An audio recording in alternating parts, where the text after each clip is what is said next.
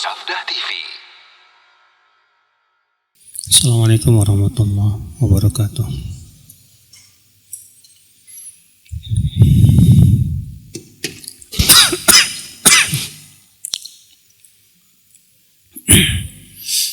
Innal hamdalillah nahmaduhu wa nasta'inuhu wa nastaghfiruh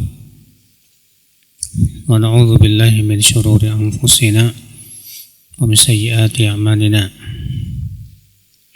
Man yahdihillahu fala mudilla lahu wa man yudlil fala hadiya lahu. Wa asyhadu an la ilaha illallah wahdahu la syarika lahu wa asyhadu anna Muhammadan abduhu wa rasuluh. Qala Allah Ta'ala fi kitabihil karim, ya ayyuhalladzina amanu taqullaha haqqa tuqatih wa la tamutunna illa wa antum muslimun, amma ba'd. Kita lanjutkan ayol ikhwah.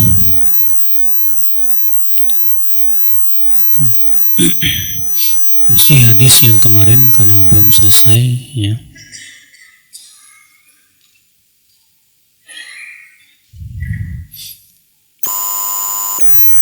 An Anas radhiyallahu anhu an Nabi sallallahu alaihi wasallam annahu qala thalathun kafarat wa thalathun darajat wa thalathun munjiyat wa thalathun muhlikat. Ada 3 perkara yang menggugurkan dosa, dan ada lagi 3 perkara yang mengangkat derajat, dan ada lagi 3 perkara yang menyelamatkan, dan ada lagi 3 perkara yang membinasakan. Adapun yang kafarat menggugurkan dosa, fa isbaghul wudu fis sabarat, yaitu menyempurnakan wudu saat sulit. Wa intidharus salati ba'da shalah, yang kedua menunggu salat setelah salat. Wa naqlul aqdami ilal jama'at, yang ketiga melangkahkan kaki kepada salat berjamaah. Ini sudah kita bahas ya. Wa amma darajat, adapun yang mengangkat derajat, fa it'amut ta'am, yang pertama memberi makan, wa ifsya'us salam, yang kedua menyebarkan salam, wa salatu bil laili wan nasu niyam, dan yang ketiga salat di waktu malam saat manusia sedang tidur. Ini pun sudah kita bahas. Wa amal munjiyat fal adlu fil ghadabi war ridha. Adapun 3 perkara yang menyelamatkan, maka yang pertama yaitu bersikap adil saat marah dan saat ridha. Wal qasdu fil faqri wal ghina, bersikap ya benar saat fakir maupun saat kaya. Wa khasyatullah fis sirri wal alaniyah, dan yang ketiga yaitu takut kepada Allah saat sendirian maupun di hadapan orang. Wa amal muhlikat, ini belum kita bahas, nanti insyaallah kita bahas. Adapun 3 perkara yang membinasakan, fasyuhun muta', yang pertama adalah kekikiran yang ditaati, wa hawan muttaba', yang kedua hawa nafsu yang diikuti, wa ijabul mar'i binafsih, yang ketiga seseorang bangga ya dengan dirinya sendiri. Dikeluarkan Imam Bazzar, dan ini lafaz al-Bazzar, dan Baihaqi juga meriwayatkan, dan sanad-sanadnya tidak lepas dari ya kelemahan, namun menjadi hasan dengan banyaknya jalan. Adapun yang pertama dan kedua sudah kita bahas kemarin. Kemudian kata beliau wa ammal munjiat, adapun yang menyelamatkan, yang pertama yaitu bersikap adil saat marah dan saat ridha. Karena ya akhi, ya, banyak di antara kita saat marah itu nggak bisa adil, Pak. Iya. Karena kemarahan pasti akan menimbulkan ya kebencian. Dan kebencian seringkali menyebabkan kezoliman. Dan sulit sekali untuk bersikap adil ya saat marah itu, Pak. Makanya kalau antum benci sama orang, antum marah sama orang, ya, seringkali kita tidak bisa adil terhadap orang tersebut, Pak, untuk menyikapinya. Kita lihat saja misalnya di lapangan dakwah. Ya, orang yang dibenci pasti akan dicari-cari kesalahannya. Akan cari-cari apa? Kesalahannya. Padahal mungkin kesalahannya sangat sedikit dibandingkan dengan ya banyaknya ilmu dia. Tapi masalahnya mereka tidak bisa adil dalam masalah ini. Walaupun ilmunya yang sangat banyak, ya, yang dia ucapkan yang benar itu lebih banyak daripada kesalahannya, tetap saja, Pak, ya, kesalahannya itu yang diviralkan. Kenapa? Karena kebencian biasanya. Ikhwat Islam, saudaraku seiman. Beda kalau kita sedang ridho pun seringkali kita tidak bisa adil juga, Pak. Antum kalau lagi senang sama orang, cinta sama orang, seringkali hati kita berpihak sama dia tuh. Iya. Maka kata Rasulullah SAW, yang bisa menyelamatkan adalah sikap adil saat marah maupun saat apa? Ridho. Baik kita benci ataupun kita cinta, tetap kita adil. Yang kedua, wal qasdu fil faqri wal ghina. Bersikap al-qasdu. Al-qasdu di sini maksudnya itu bersikap benar, Pak. Dalam keadaan fakir maupun keadaan kaya. Ketika fakir, ya, dia menjadi orang yang sabar menghadapi kefakiran itu. Bukan menjadi orang yang putus asa. Bukan menjadi orang yang ya menghalalkan segala cara. Karena banyak orang saat fakir itu, Pak, pikirannya pendek. Orang kalau lagi fakir, orang kalau lagi banyak utang, pikirannya pendek, Pak. Ya, untuk mencuri, untuk mengambil harta orang mudah sekali. Maka saat fakir, dia tetap sabar, tetap dia takut kepada Allah Subhanahu wa Ta'ala, bersikap benar saat itu. Masya Allah. Demikian pula saat kaya. Saat kaya, banyak orang, Pak, lupa diri, sombong dengan kekayaannya, meremehkan orang-orang miskin. Ya. Maka ketika seseorang bersikap benar saat kaya, dia ingat bahwa kekayaan ini milik Allah, semua dari Allah Subhanahu wa Ta'ala. Kekayaannya tidak membuat dia bersombong hati.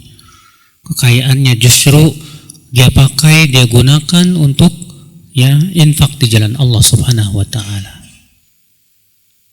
Maka ini subhanallah, ya sungguh orang ini sudah diberikan oleh Allah taufik, ya akhi. Yang ketiga, kata beliau, wa khasyatullah fis sirri wal alaniyah. Itu takut kepada Allah saat sendiri maupun di depan orang. Banyak di antara kita di depan orang takut sih, Pak. Takutnya kepada manusia. Mau maksiat takut. Tapi saat sendiri nggak ada takutnya. Saat sendiri dilanggarnya larangan-larangan Allah Subhanahu wa Ta'ala dan dia tidak peduli. Masyaallah, salamatu wal afiyah. Orang seperti ini terancam, Pak, ya, akan dihancurkan, dibatalkan amalan-amalannya. Sebagaimana dalam hadis ya, ada seorang laki-laki nanti pada hari kiamat, kata Rasulullah, akan membawa pahala sebesar-besar gunung Tihamah. Ya. Lalu Allah pun menghancur leburkan pahala-pahalanya itu. Kemudian para sahabat bertanya, siapa dia wahai Rasulullah? Kata Rasulullah SAW, dia orang yang seperti kalian juga. Ya'khuduna minal lail kama ta'khudun. Mereka mengambil malam sebagaimana kalian mengambilnya. Walakinnahum idza khalau bimaharimillah intahakuha. Mereka adalah orang-orang yang apabila bersendirian dengan keharaman Allah, dia berani untuk apa? Melanggarnya, enggak peduli. Karena takutnya cuma kepada manusia, dia tidak takut kepada Allah Subhanahu wa taala. Iya. Maka ketika kita sendiri tetap takut. Kita yakin bahwa Allah melihat kita. Kita yakin bahwa Allah senantiasa mengawasi kita. Masya Allah. Ada banyak di antara kita ya akhi, lebih takut sama CCTV daripada pengawasan Allah. Kalau ada CCTV, wah hati-hati dia. Nggak ada CCTV nih, kholas. Lalu di mana pengawasan Allah kepada dia? Makanya kata sebagian salaf, la taj'alillah ahwan man yanzuru ilaik. Jangan kamu jadikan Allah yang paling hina yang mengawasi diri kamu. Seharusnya Allah yang paling agung di hati kita yang mengawasi diri kita. Ikhwata Islam, saudaraku seiman. Wa amal muhlikat, adapun yang membinasakan apa itu? Fasyuhun mudha'. Syuh itu artinya bakhil yang sangat bakhil. Mudha' yang ditaati. Ya. Kebakhilan, sifat pelit yang ditaati, yang selalu ya diikuti. Padahal pelit itu Pak, wallahi hanya akan menghancurkan harta Pak. Karena disebutkan dalam hadis, setiap paginya ada 2 malaikat yang turun. Yang satu mendoakan, Allahumma a'ti munfiqan khalafa. Ya Allah, berikanlah ganti untuk orang yang berinfak. Yang satu lagi berdoa, Allahumma a'ti mumsikan talafa. Ya Allah, binasakan harta orang yang pelit. Itu doakan malaikat ya, supaya hartanya binasa, Pak. Ya. Kenapa sih kita pelit, Pak? Apa susahnya sih kalau kita punya kelebihan harta untuk memberi fakir miskin? Cuma masalahnya itu, setan suka mikir memberikan was-was di pikiran kita. Apa kata setan? Yang capek nyari duit kan kamu. Ngapain kamu kasih ya sama orang miskin? Enak dong orang miskin tuh. Iya. Maka orang seperti ini akal Islam hakikatnya tidak paham. Yang pertama, bahwa sifat dermawan itu adalah merupakan sifat yang agung di hadapan manusia, Pak. Bahkan di hadapan Allah Subhanahu wa taala cinta kepada orang-orang yang dermawan. Yang kedua, sedekah, infak sama sekali tidak mengurangi harta. Kata Rasulullah SAW, wala tunqisu shadaqatun min mal. Sedekah tidak mengurangi harta sama sekali. Antum sedekahkan harta antum, kelihatannya sih secara lahiriah mengurangi, tapi di sisi Allah enggak. Iya, Allah berkahi itu harta, Pak. Allah tambah itu harta. Biiznillah. Makanya jangan kita khawatir. Ya. Karena memang setan itu selalu menjanjikan kefakiran, Pak. Asyaitanu ya'idukumul faqra wa ya'murukum bil fahsya. Wallahu ya'idukum maghfiratan minhu wa fadla. Setan itu, kata Allah, menjanjikan untuk kalian kefakiran dan menyuruh kalian berbuat keburukan. Sedangkan Allah menjanjikan untuk kalian apa? Ampunan dan karunia. Iya. Maka jangan diikuti kekikiran kita, Pak. Kalau Allah saja ngasih kita nikmat tuh gak hitungan, kenapa kita harus hitungan ngasih orang lain? Kalau kita banyak duit kita, udah bismillah, kasih pada orang-orang yang susah, orang-orang yang membutuhkan. Wallahi pahalanya besar di sisi Allah Subhanahu wa taala. Ikhwata Islam, saudaraku seiman. Wa hawan muttaba. Yang kedua, yang membinasakan apa? Hawa nafsu yang diikuti. Hawa nafsu ini, Pak, berat. Karena setiap manusia punya hawa nafsu, nggak, Pak? Punya. Iya. Kenapa Allah berikan kepada manusia hawa nafsu, Pak? Karena ada maslahat yang Allah inginkan. Iya. Yaitu adanya kepentingan untuk kemaslahatan si manusia itu. Tapi ketika hawa nafsu itu lebih didahulukan daripada perintah Allah, ya, ini yang menjadi malapetaka, ini yang menjadi binasa. Makanya Allah mengatakan orang yang paling sesat di dunia itu siapa, Pak? Yang ngikutin hawa nafsu. Allah berfirman, "Wa man adallu mimman ittaba'a hawahu bighairi hudam minallah." Siapakah orang yang paling sesat dari orang yang mengikuti hawa nafsunya dengan tanpa hidayah dari Allah Subhanahu wa taala? Orang yang tersesat itu ada dua, Pak. Yang pertama, tersesat karena nggak tahu. Maka orang seperti ini biasanya mudah untuk kembali ketika dikasih tahu. Yang kedua, tersesat karena ngikutin hawa nafsu. Yang seperti ini, Pak, yang paling susah kembalinya. Walaupun antum sampaikan kepada dia 1000 dalil, ditolak. Kenapa? Karena masalahnya nggak sesuai dengan hawa nafsunya. Dia akan mau ikuti kalau sesuai dengan hawa nafsunya. Kalau nggak sesuai dengan hawa nafsunya, dia tolak.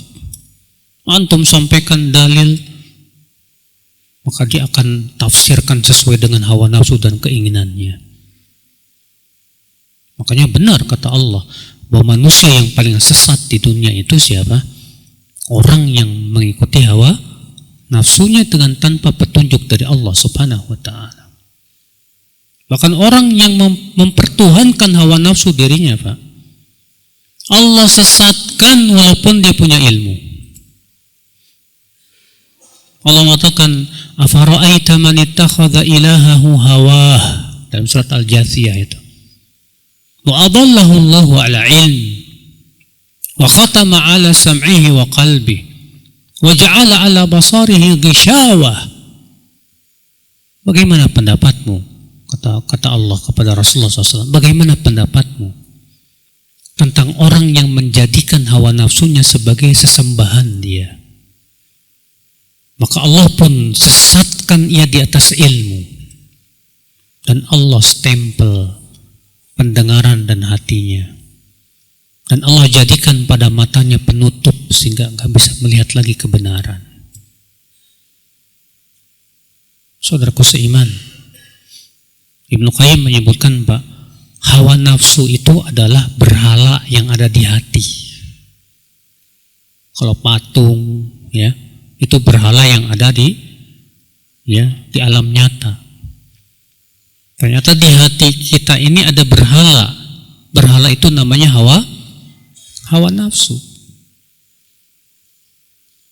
Coba kita, Pak, kalau pengen tahu kita ngikutin hawa nafsu apa enggak, coba mikir deh.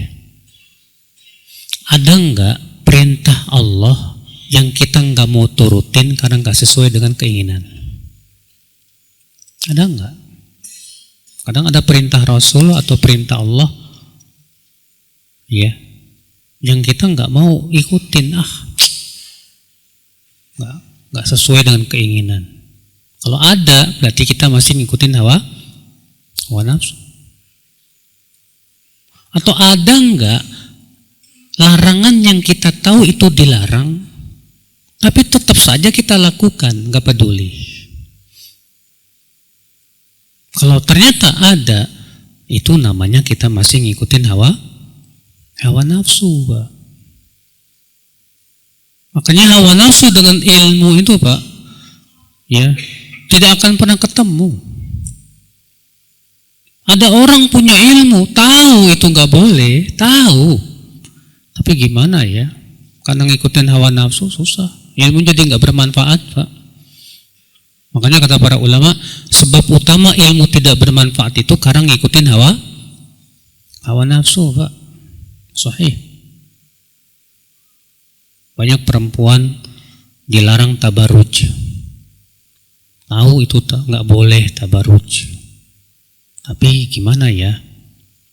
Ya, kalau saya tampil jelek kayaknya nggak enak banget deh. Akhirnya dia pengen, hanya karena ingin tampil menawan, pengen tampil cantik, dia tabarruj, padahal dia tahu itu dilarang oleh Allah Subhanahu wa Ta'ala. Beda dengan orang yang nggak tahu, dikira ya ini boleh-boleh aja. Yang kayak ginian biasanya kalau dikasih tahu, mudah-mudahan mau apa? Mau rujuk. Saudaraku seiman rahimani wa rahimakumullahu jami'an. Iya. Banyak ya diantara kita. Contoh kecil misalnya ketika sholat, sama imamnya disuruh, Pak, maaf luruskan. Gak mau, Pak. Malah marah. Ya terserah saya. Ngapain situ ngatur-ngatur saya? Oh, ini ngikutin hawa nafsu nih, Pak. Kenapa? Karena ya perintah meluruskan saf itu kan perintah Allah dan Rasul. Dia nggak mau diatur. Nah, ini ngikutin hawa nafsu namanya, Mas. Ikhwatul Islam, saudaraku seiman. Ada orang pakai minum pakai tangan kiri, pasti ingetin nggak mau. Ada orang yang berbuat maksiat dinasihatin sama temannya, nggak, kamu ngapain sih nasihat saya, yang masuk neraka kan saya, bukan situ.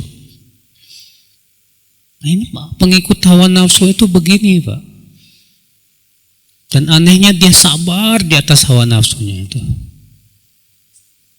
Iya. La haula wala quwata illa billah. Maka dari itu ya akhi, setiap kita wajib introspeksi diri, Pak. Kita ini selama ini masih ngikutin hawa nafsu apa tidak. Ya, terkadang kita jatuh kepada dosa sekali-kali namun langsung taubat dan minta ampun. Seperti ini tidak disebut pengikut hawa nafsu. Pengikut hawa nafsu itu ngeyel di atas kesesatannya, ngeyel di atas kemaksiatannya, walaupun sudah dinasihati, sudah diingatkan. Nah ini namanya ngikutin hawa nafsu.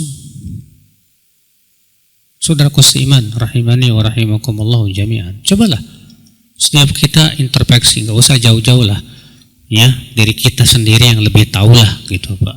Iya. Kemudian yang ketiga yang membinasakan apa kata Rasulullah SAW? Wa ijabul mar'i binafsih.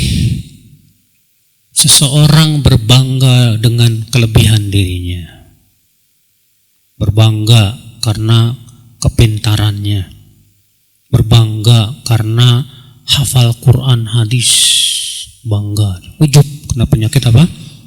Ujub. Bangga karena ilmunya banyak, bangga karena gelarnya profesor, ya, lalu ia terkena penyakit ujub. Masya Allah, hati-hati Mas, ujub itu bisa membinasakan. Orang yang ujub itu sebetulnya Pak, lupa kalau Allah yang ngasih sama dia. Kelebihan yang dia miliki dari Allah semuanya. Buat apa kita merasa ujub dengan sesuatu yang sebetulnya bukan dari kita, tapi dari Allah Subhanahu wa Ta'ala? Ya, perumpamaannya seperti orang yang minjem mobil lalu bangga dengan mobil pinjamannya, Pak. Kira-kira malu-maluin nggak Pak orang keiduan? Malu dong. Ya, bangga diri mau pakai mobil BMW, pasti tanya mobil kamu? Bukan.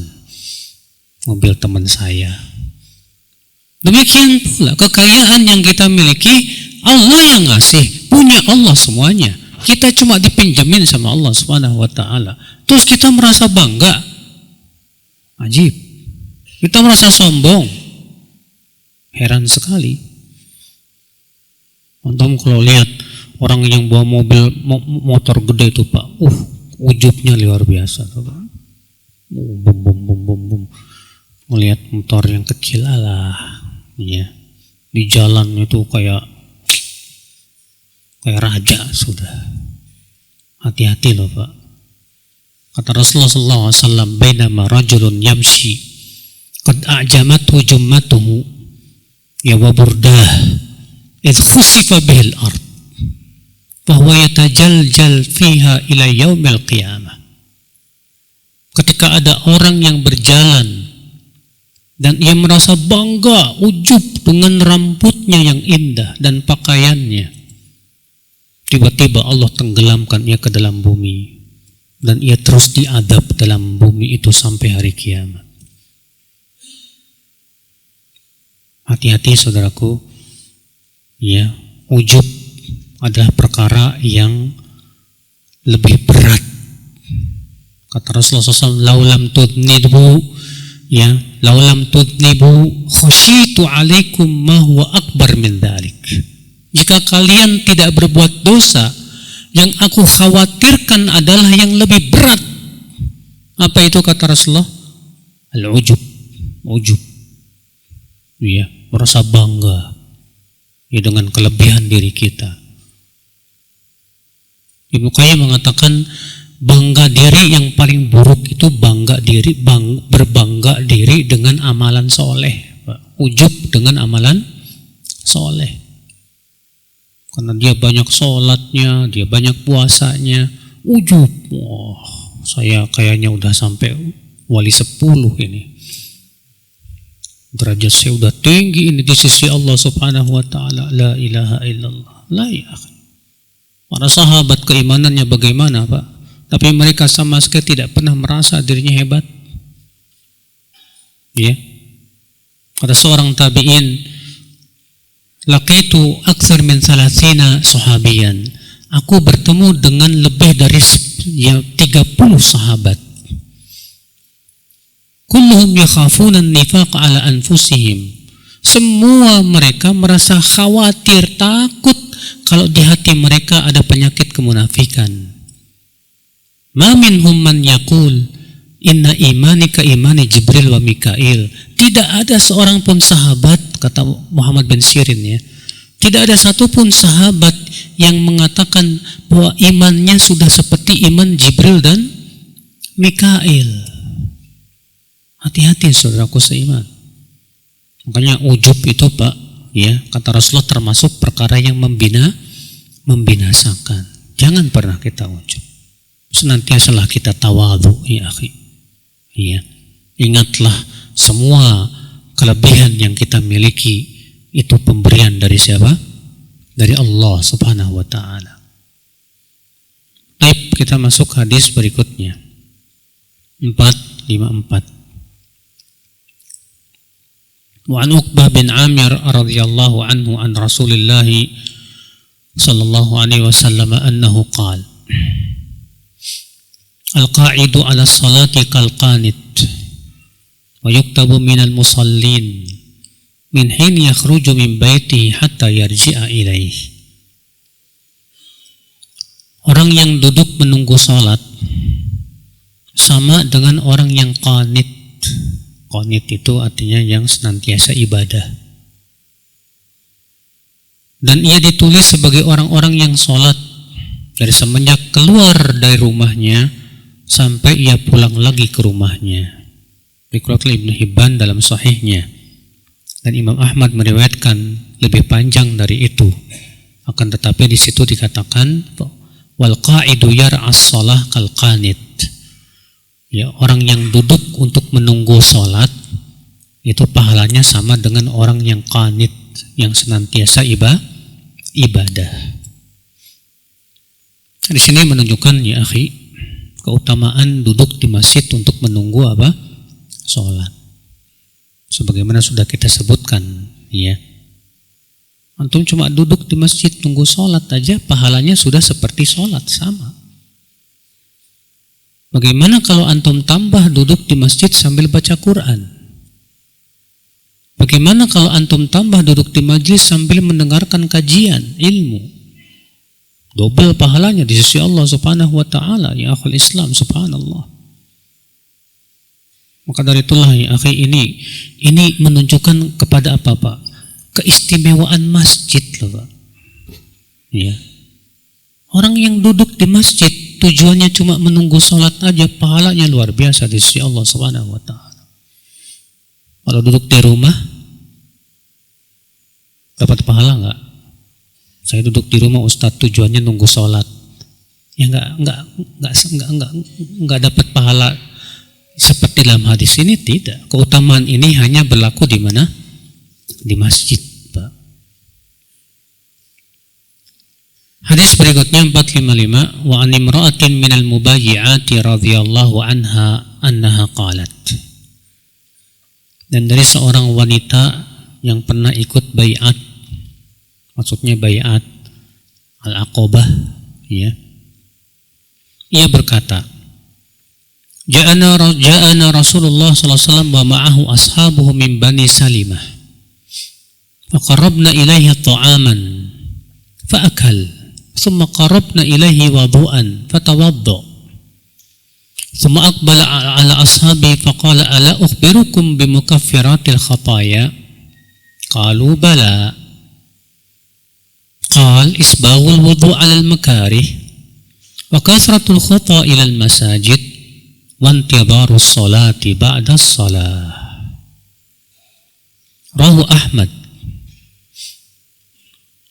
Ada dari seorang wanita yang ikut bai'ah Aqabah berkata, Rasulullah SAW datang kepada kami bersamanya para sahabatnya dari Banu Salimah. Maka kami pun kemudian menghidangkan makanan untuk beliau. Beliau pun memakannya. Kemudian beliau memberikan kepada beliau air wudhu. Maka beliau pun berwudhulah.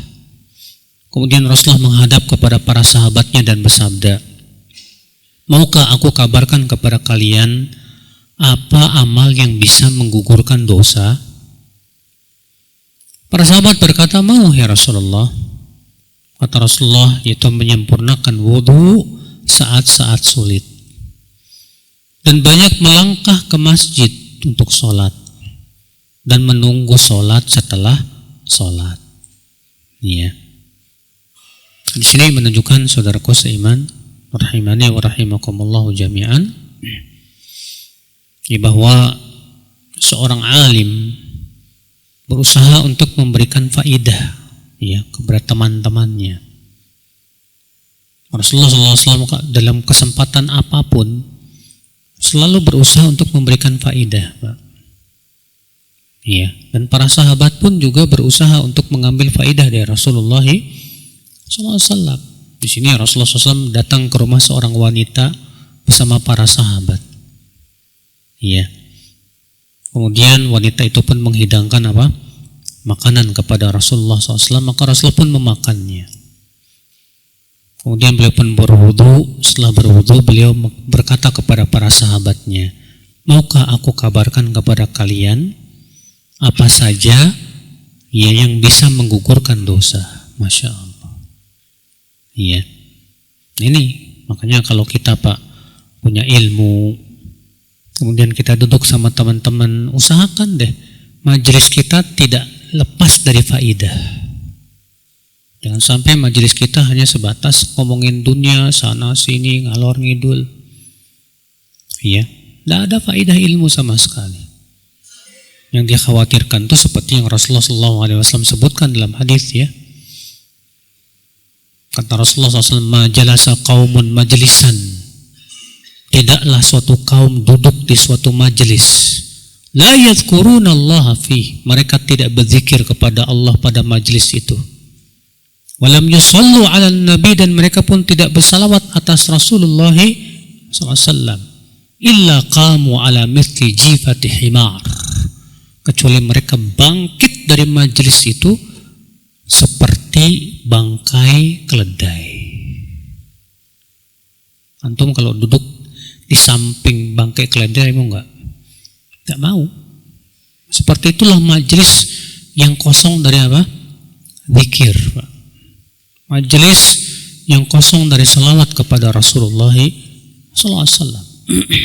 Makanya usahakan setiap majlis kita itu ada manfaatnya, ada faidah ilmunya. Iya. Kita masuk ke kitab yang baru, At-Targhib fil bab yang baru, bab At-Targhib fil muhafadzati ala subhi wal asr. Bab anjuran untuk menjaga sholat subuh dan sholat asar. Kenapa cuma sholat subuh dan sholat asar? Iya. Pertama, Pak, karena sholat subuh dan sholat asar ini punya keutamaan dan keistimewaan agung di sisi Allah, Pak. Adapun sholat subuh, Allah mengatakan apa? Inna Qur'an al-fajri kana mashhuda. Sesungguhnya sholat fajar itu disaksikan. Ya. Disebutkan dalam hadis bahwa malaikat penjaga malam dan malaikat penjaga siang itu bertemunya itu di sholat subuh dan sholat apa? Asar. Ya. Dan sholat asar punya keutamaan agung di sisi Allah. Sholat asar disebut dengan sholat wusta. Disebut dalam hadis, ya, hafidhu ala sholawati was sholatil wusta. Jagalah oleh kalian sholat 5 waktu, terutama sholat wusta. Ditafsirkan oleh Rasulullah, sholat wusta adalah sholat asar. Iya, Masya Allah. Lalu sholat yang lainnya nggak perlu dijaga? Harus dijaga. Bukan artinya ya ketika menjaga 2 sholat ini yang lain tidak dijaga, yang lain tetap kita jaga. Tapi maksudnya 2 sholat ini punya keistimewaan loh. Iya. Hadis 456. Wa an Abi Musa radhiyallahu anhu anna Rasulullah sallallahu alaihi wasallam qala man shallal bardaini dakhala al-jannah. Siapa yang sholat di waktu 2 yang dingin, dia pasti masuk surga. Yaitu sholat subuh dan sholat apa? Asar. Masya Allah. Jaminannya besar. Iya. Orang yang sholat subuh dan sholat asar, ya, artinya dia betul-betul perhatikan itu jaminannya masuk surga, Pak. Luar biasa. Hadis 457 wa an Abi Zuhair Umarah bin Ruwaibah qala sami'tu Rasulullah sallallahu alaihi wasallam yaqul lan yalijan nar ahadun shalla qabla tulu'i syamsi wa qabla ghurubiha. Dari Abu Zuhair Umarah bin Ruwaibah, ia berkata, aku mendengar Rasulullah SAW bersabda, tidak akan masuk neraka seorang pun yang sholat sebelum matahari terbit dan sebelum matahari tenggelam. Maksudnya yaitu sholat subuh dan sholat asar. Masya Allah. Kata Rasulullah tidak akan masuk surga, Pak. Ikhwata Islam, saudaraku seiman. Hadis berikutnya 458 wa an Abi Malik al-Ashja'i radhiyallahu anhu an abihi qala Rasulullah sallallahu alaihi wasallam man shalla subha fa huwa fi dhimmatillah wa hisabuhu 'ala Allah. Siapa yang salat subuh, ia berada dalam tanggungan Allah dan hisabnya langsung atas Allah. Allah sendiri yang akan menghisab. Apa maksud hadis ini, Pak? siapa yang sholat subuh maka ia berada dalam tanggungan Allah. Ada dua pendapat ulama ya tentang makna hadis ini. Makna yang pertama, an yakuna nahyun an ta'arud bil adha li kulli muslimin yashalla salat as-subhi. Artinya larangan untuk menyakiti atau membahayakan orang yang sholat subuh. Yes. Setiap muslim yang sholat subuh dilarang untuk diganggu. Kenapa? Karena ia berada dalam tanggungan Allah Subhanahu wa ta'ala. Ya. Kata Syekh Muhammad bin Shalih Al-Utsaimin dalam kitab Syarah Riyadhus Shalihin jilid 1 halaman 591, "Fi hadza dalilun ala annahu yajibu ihtiramul muslimin alladhi saddaqu islamahum bi salatil fajr. Lianna salatal fajr la yusalliha illa mu'min wa annahu la yajuzu li ahadin an ya'tadiya alaihim." Hadis ini merupakan dalil, kata beliau, wajibnya menghormati kaum muslimin yang sholat subuh, dan bahwasanya sholat subuh itu tidak ada yang melakukannya kecuali seorang mukmin, dan bahwasanya tidak boleh untuk mengganggu mereka. Iya, sudah masuk Isya. Nanti insya Allah kita akan lanjutkan pembahasan hadis ini pada pertemuan yang akan datang. Subhanakallah bihamdik, asyhadu an la ilaha illa anta, astaghfiruka wa atubu ilaik. Assalamualaikum warahmatullahi wabarakatuh.